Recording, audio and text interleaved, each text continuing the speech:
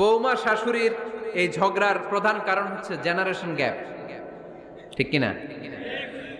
শাশুড়ি এক জেনারেশনের আর বৌমা আরেক জেনারেশনের। শাশুড়ি ভাবে একরকম, বৌমা ভাবে আরেক রকম।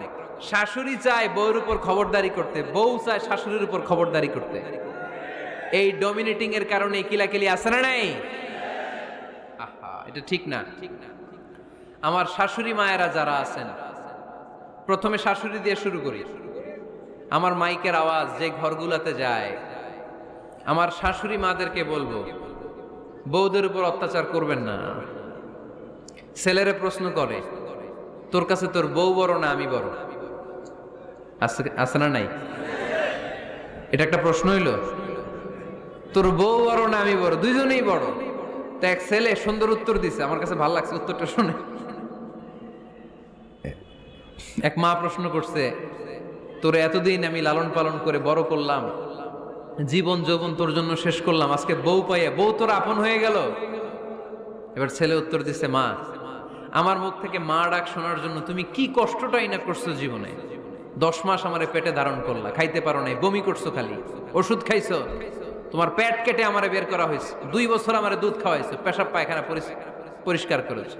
বয়স যখন 3-4 তখন তোমার আমি মা ডাকছি, এই মা ডাকটা শোনার জন্য তুমি এত কষ্ট করছো। আর আরেকবারের মাইয়া এই ঘরে আইসাই তোমার মা ডাকা শুরু করছে। যেই মেয়েটা তোমারে মা ডাকে সে আমার আপন হবে না কেন মা? ঠিক কিনা?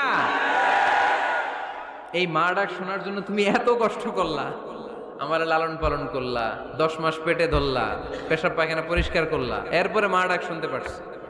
আর আরেকবারের মেয়ে জানা নাই চিনা নাই এসেই তোমার ডাকা শুরু করছে মা। তো যে আমার মারে মা ডাকে তার স্থান তো আমার কলিজায়, ঠিক কিনা?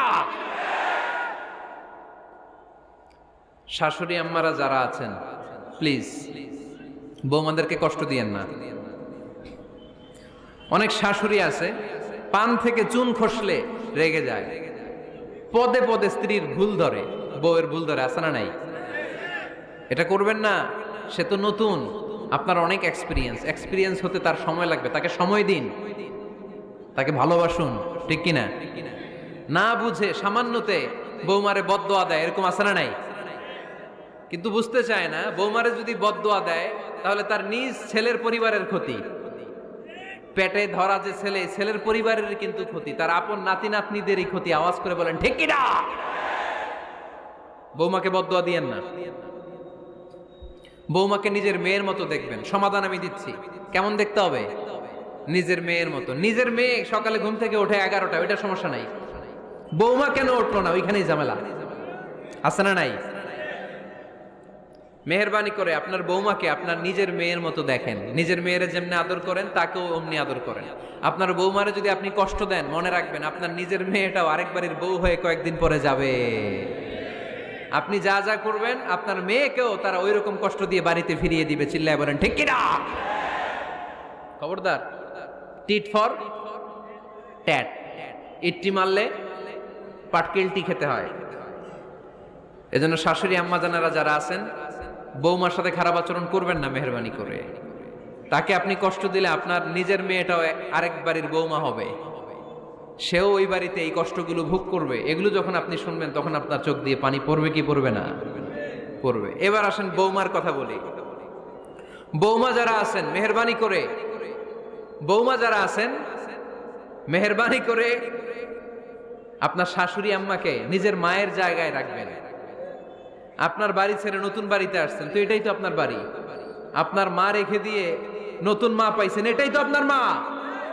তো ওনাকে মায়ের জায়গায় বসাতে আপনার সমস্যাটা কোথায়? বৌমারা খেয়াল রাখবেন, আপনি আপনার শাশুড়ির সাথে যে আচরণটা করতেছেন, আপনার শেষ বয়সে আপনার ছেলের বিয়ে দেওয়ার পরে যে বৌমাটা আসবে ওই আচরণই আপনাকে ফিরিয়ে দিবে। The nature has its own return. প্রকৃতির একটা মাইর আছে, এটা শেষ মাইর, এটা শেষ খেলা। প্রকৃতির খেলা বড় খেলা। আপনি আপনার শাশুড়ির সাথে যে আচরণ করবেন, আপনার শেষ বয়সে আপনি একদিন শাশুড়ি হবেন, এটা মাথায় রাখবেন। ওই আচরণই আপনি ফিরে পাবেন। আওয়াজ করে বলতে হবে ঠিক কিনা? এজন্য 9 নাম্বার পয়েন্টস হচ্ছে মিউচুয়াল রেসপেক্ট। সবাই যেন সবাইকে ভালোবাসি, দোষ ছাড়া মানুষ নাই, সবার দোষ আছে, আমরা যেন একে অন্যের দোষ না খুঁজি। বৌমারা, আপনাদের কানে যদি আমার মাইকের আওয়াজ যায়, অল্প কিছু টেকনিক অবলম্বন করলে আপনি আপনার শাশুড়ির মন জয় করতে পারবেন। শাশুড়িরা আসলে বেশি কিছু চায় না, আগের জামানার মানুষ তো, এদেরকে ওইভাবে হাত করতে হবে।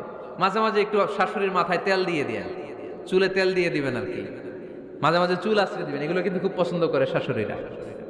ওনার প্রেশারটা একটু মেপে দিবেন, ডায়াবেটিক্সের ওষুধটা খাইলো কিনা সময় মতো খোঁজ নিবেন, কি পছন্দ করে খেতে একটু রান্না করে দিবেন।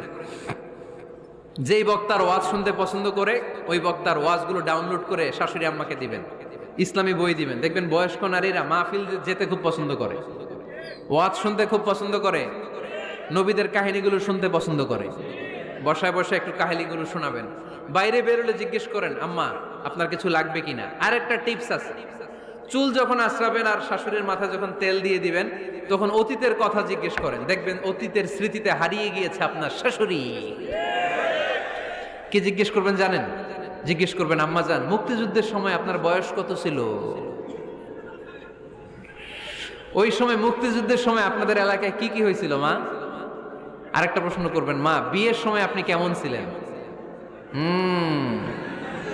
ওই দিন দেখবেন বুড়ি আর বুড়ি নাই, জুয়ান হয়ে গেছে।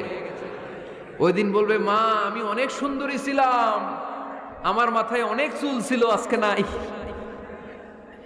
আমগো গ্রামে আমার সাথে সুন্দরী মাইয়া ছিল না। অতীতের স্মৃতিতে, স্মৃতি হাতরাতে হাতরাতে তিনি হারিয়ে যাবেন। জিজ্ঞেস করবেন যে, মা শীতকালে আপনাদের দেশে কি পিঠা বানাতেন আপনি যখন ছোট ছিলেন, আপনার বাপ চাচারা কি করতো?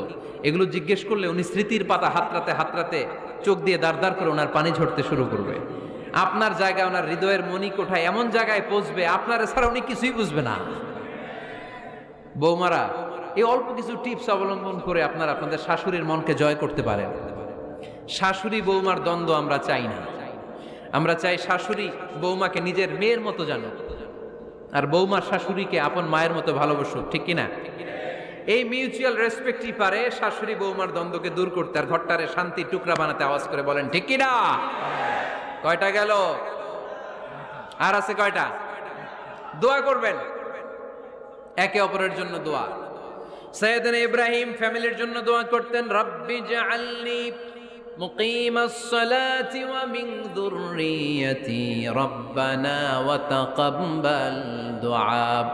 ও আল্লাহ, আপনি আমার নামাজ কায়েমকারী বানান, আমার কলিজার টুকরা সন্তান ইসমাইলকেও নামাজ কায়েমকারী বানান, আমার দোয়াটা আপনার দরবারে আপনি কবুল করে নেন। সুবহানাল্লাহ পড়েন।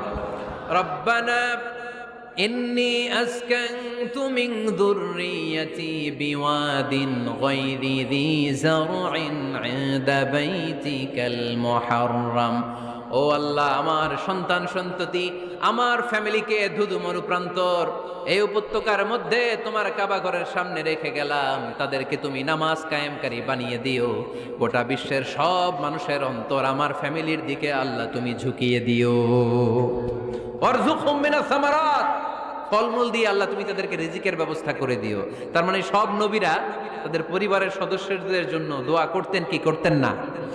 আবার কোরআন আমাদেরকে শিখালো, রব্বানা হাব লানা মিন আজওয়াজিনা ওয়া মিন যুররিয়াতিনা কুররাতা আ'য়ুন ওয়াজআলনা লিল মুত্তাকিনা ইমামা।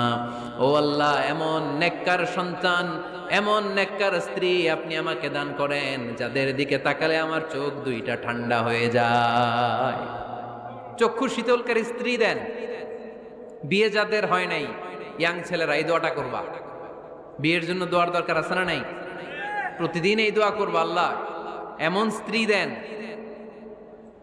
এমন জীবন সঙ্গিনী আপনি আমাকে দেন, এমন লাইফ পার্টনার দেন যার দিকে তাকালে আমার চোখ জুড়িয়ে যায়। এমন সন্তান আল্লাহ আপনি আমার ফ্যামিলিতে দেন, যাদের দিকে তাকালে আমার চোখ দুইটা ঠান্ডা হয়ে যায়। নেককার সন্তান, নেককার স্ত্রী আল্লাহর কাছে দোয়া করে চেয়ে নিতে হয়। তাহলে ফ্যামিলি মেম্বার একে অপরের জন্য দোয়ার দরকার আছে না নাই? বাবা দোয়া করবে ছেলের জন্য, ছেলে করবে বাবার জন্য, মা দোয়া করবে মেয়ের জন্য, মেয়ে করবে মায়ের জন্য, ভাই করবে বোনের জন্য, বোন করবে ভাইয়ের জন্য। দোয়ার দরকার আছে না নাই? দোয়া করবেন সবাই সবার জন্য।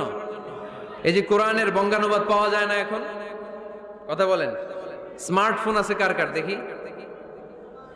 হ্যাঁ, কারা কারা স্মার্ট দেখি?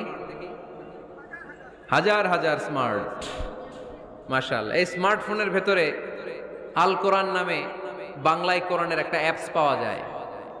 কথা বলেন, পাওয়া যায় কি যায় না? আজকে থেকে এই অ্যাপসটা ডাউনলোড করে প্রতিদিন 1 আয়াত 2 আয়াত 3 আয়াত করে পড়া শুরু করে দেন। বাঁচতে হলে পড়তে হবে, বাঁচতে হলে জানতে হবে, ঠিক কি না? এই স্লোগান আমাদেরকে শিখায়। এই স্লোগান তো আল্লাহ, এই স্লোগান দিয়েই তো আল্লাহ কোরআন শুরু করছে। ইকরা বিসমি রাব্বিকাল্লাযী খালাক। বাঁচতে হলে জানতে হবে, বাঁচতে হলে পড়তে হবে, পড়ার কোনো বিকল্প নাই। আওয়াজ করে বলেন ঠিক কি না? সুজানগরের ভাইয়েরা, মোবাইলের অ্যাপসের ভিতরে আমরা কোরআন রাখতে রাজি আছি তো সবাই? হাদিসের অ্যাপস ডাউনলোড করতে রাজি আছি তো?